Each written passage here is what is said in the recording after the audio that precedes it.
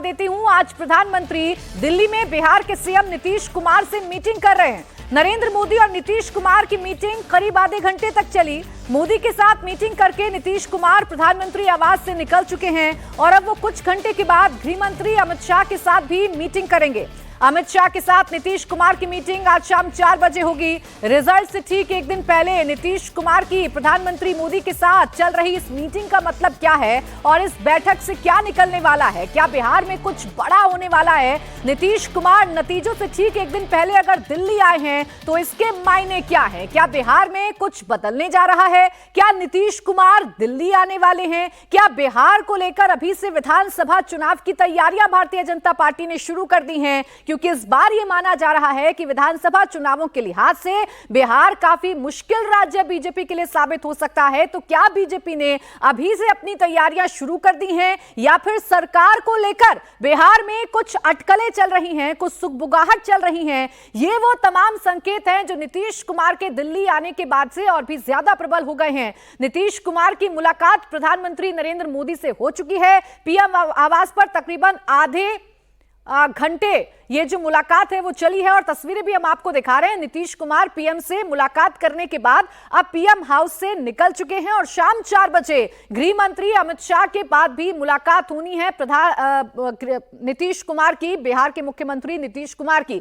आपको जानकारी दे दें कि साधना के बाद से लौटे प्रधानमंत्री नरेंद्र मोदी कल ताबड़तोड़ 7 मीटिंगें कर चुके हैं। देश के लिहाज से 7 बड़ी बैठकें प्रधानमंत्री नरेंद्र मोदी की तरफ से की गई हैं और आज बिहार से एनडीए के नेता, एनडीए में शामिल नीतीश कुमार अगर दिल्ली आए हैं और उनकी मुलाकात प्रधानमंत्री नरेंद्र मोदी से हुई है तो इसके पीछे कई बड़े मायने हो सकते हैं और ये मायने सीधे सीधे बिहार में सियासी हलचल की तरफ इशारा कर रहे हैं कि बिहार में आखिर क्या होने वाला है और नीतीश कुमार दिल्ली क्यों आए हैं, पीएम से उनकी ये मुलाकात आखिर क्यों हुई है। हमारे पॉलिटिकल एडिटर देवेंद्र पाराशर इस वक्त हमारे साथ जुड़ गए न्यूज रूम से लाइव। देवेंद्र, सबसे पहले तो यही बताइए, 20 घंटे से कम का वक्त अब रह चुका है जब लोकसभा चुनाव के नतीजे आने शुरू हो जाएंगे।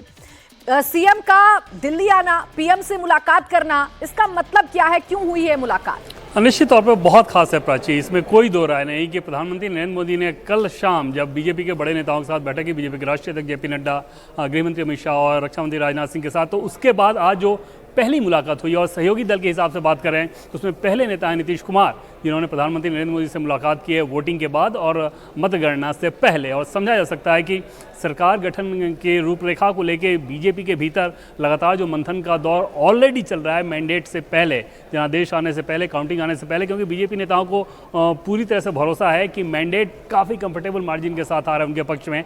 ऐसे में जब सरकार गठन को लेकर वो जल्द करना चाहते हैं, 9 जून की तारीख वो बताई जा रही है कि जिसमें शपथ ग्रहण समारोह हो सकता है, उससे पहले जो सरकार गठन की रूपरेखा को लेकर सहयोगी दलों के साथ बातचीत की जानी है, उस बातचीत में को इस मुलाकात से जोड़ के देखा जा सकता है। दिलचस्प ये है कि ये बातचीत फोन पर करने के बजाय नीतीश कुमार को दिल्ली बुलाया गया और आज अभी वो पीएम से मिले हैं, शाम में गृह मंत्री अमित शाह से मुलाकात उनकी होगी। बहुत सारी अटकलें चलते रहती हैं बिहार में ऑलरेडी इस बात को लेके, और जब गठबंधन बना था तब से ये चल रहा था कि बिहार में अर्ली इलेक्शन हो सकते हैं। लोकसभा चुनाव के बाद बहुत संभव है कि बिहार में अर्ली इलेक्शन हो। नवंबर में जब अन्य राज्यों के चुनाव होने हैं कुछ इस साल, तो उनके साथ बिहार का भी चुनाव हो सकता है। तो इन सारी अटकलों के बीच इस मुलाकात को बहुत अहम माना जा रहा है प्राची। देखिए, नीतीश कुमार हैं और उनके दल बदलने का जिस तरीके का रिकॉर्ड है, इसलिए उनकी हर एक मुलाकात पर सबकी नजर रहती है। अब सुगबुगाहट तो इस तरीके की है देवेंद्र कि नीतीश कुमार अगर दिल्ली आ रहे हैं तो क्या उन्हें दिल्ली में रखा जाएगा, क्या उनकी तैनाती दिल्ली में हो जाएगी और वक्त आ गया है कि बिहार में कुछ फेरबदल हो और ऐसा हो कि बीजेपी अपना मुख्यमंत्री बनाने में कामयाब रहे। बीजेपी के भीतर अगर बात करें और एनडीए के सहयोगी दल के तौर पे जैसे एलजेपी की बात कर लें, तो इन दलों के बहुत सारे हिस्से के नेताओं का ये मानना है कि ऐसा कर देना चाहिए। लेकिन ओवरऑल अगर पिक्चर के देखें, बिहार में इंडिया की पिक्चर को देखें, तो ऐसा लग नहीं रहा है कि बीजेपी इतनी कोई जल्दबाजी करने के मूड में रहेगी और ना ही नीतीश कुमार ये चाहेंगे। नीतीश कुमार का जो प्रोफाइल है वो निश्चित तौर पर केंद्र में एक सामान्य मंत्री के तौर पर नहीं रहना चाहेंगे।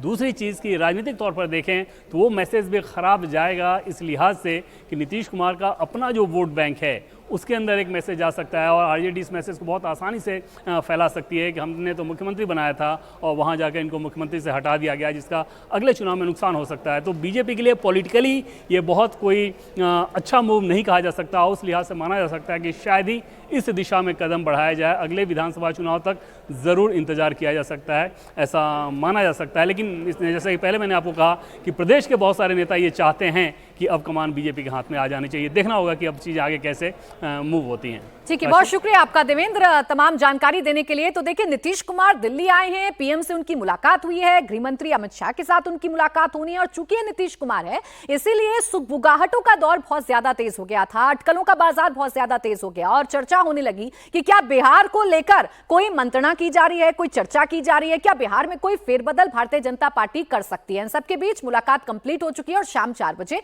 गृह मंत्री से नीतीश कुमार को मिलना है।